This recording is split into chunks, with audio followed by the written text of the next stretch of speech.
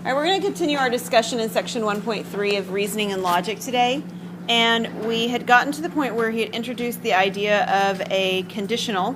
And I had drawn a truth table for what conditionals, truth tables look like, basically. And we talked about hypothesis, conclusion. So I think we're ready to do an example. So example number 7 says, let P be the statement, you build it, and Q be the statement, they will come. So what's that from? Do you guys know? Very good. Field of Dreams. It's getting a little bit old. It was old when I saw it, so it's an older movie. We're going to write the following in symbolic form. So what we're going to be writing is P's and Q's and arrows and ands and ors and things like that. Okay, so we're not writing out words on this one. We're just writing symbols. So this one says, they will come if you build it. You have to be careful about this being worded because wherever the if begins, that's where you begin your argument. Okay, so even though the if is in the middle, this part is the hypothesis. So this is the beginning part of what I'm saying. Okay, so you build it is actually the statement that is P, right? And then we do the arrow afterwards, and then they will come is the statement Q. So this is the statement P arrow Q. If P, then Q. It's just worded a little bit differently, and we do this in English all the time, where we change the order of our hypothesis and conclusion around. We just do. We don't even think about doing it. We just, I'll go work out today if I'm feeling all right, right? So what we really meant is, if I'm feeling all right, then I'll go work out, right? I mean, it's the same statement. All right. How about if you do not build it? This one's actually written with the if at the beginning. What's that going to be? Tilde P. And then we've got an arrow. Then what? They will come. So that's still Q, right? All right, is that all right with everyone?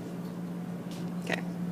All right, we're going to do it the other way around now. So now we've got symbols, and we're going to write out the sentence that corresponds to the symbol. Okay? So this one has P. Let me read the beginning. It says, let P be the statement, God loves me, and Q be the statement, I am a sinner. And then we're going to write sentences that represent these symbols. So what will the first sentence look like? Right. God loves me, and I am a sinner. And he does, right? Yeah. Okay, so that's the sentence that we get out of this. All right, how about the next one? Right, so this one starts out with, if I am not a sinner. Why do we have the word not in there? Right, the tilde. Good. Then we have, then God loves me. So that means if Q, then P, or tilde Q. That's what that particular one means. If Q, then P, or... The arrow right here yes. says that the if part happens before it, the then part happens after it. Is that what you're asking? I think so, yes. Okay. Yeah, so it's if goes with the part that goes before the arrow, and then is the part that comes after the arrow. Okay. Right, it's a direction. If then would only come if there's an arrow. What's that? If then would only come Exactly. If you don't have an arrow, then you don't have an if-then statement, and vice versa. If you have an if-then statement, you're going to have that arrow. Yeah, exactly.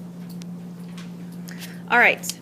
There's a couple of things to be aware of. We use, and this is true for our English language just as much as, anything mathematically minded, so to speak, as well.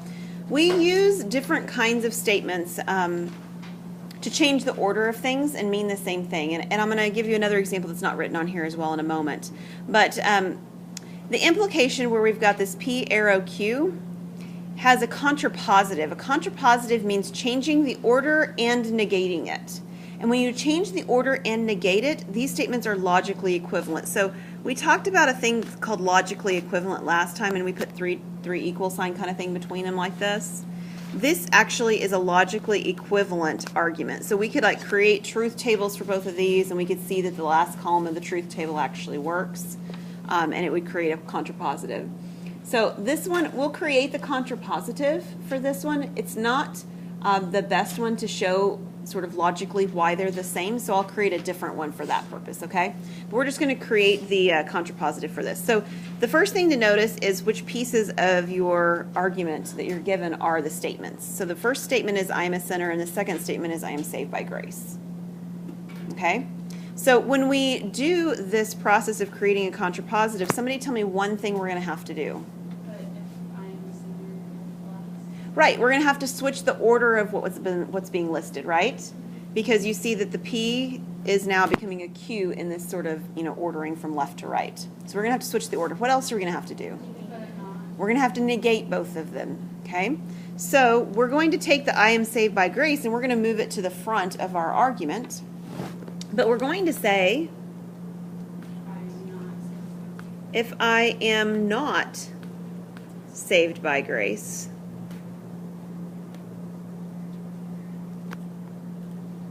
then what? Then I am not a sinner. Yep, we negate both statements and we switch the order. Now this is a logically equivalent statement to the one that's already there. The reason I feel like it's probably not the best example for showing logical equivalence, the fact that there actually really are logically equivalent, is because of the theological undertones in it, and we get a little bit mixed up in the language sometimes. So we're going to do an example that's just a little bit more straightforward, and I'll show you why the logically equivalent works, okay? So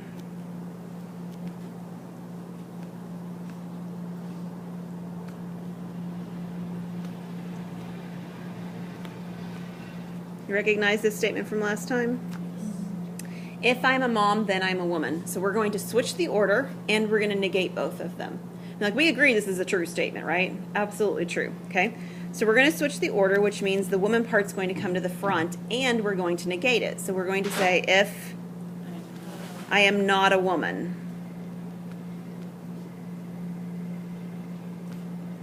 then what?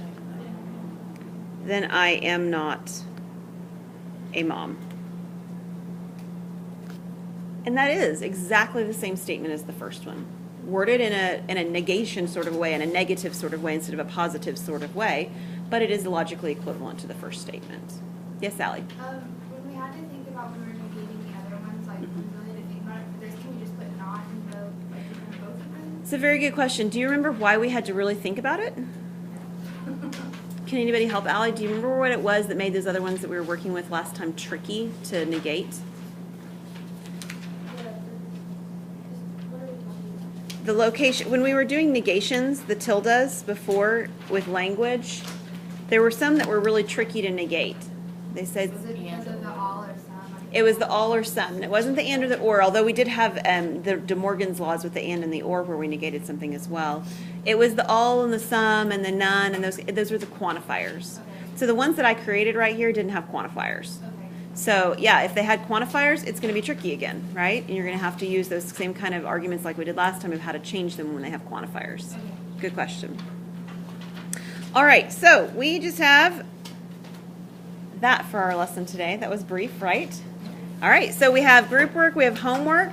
Go ahead and get started.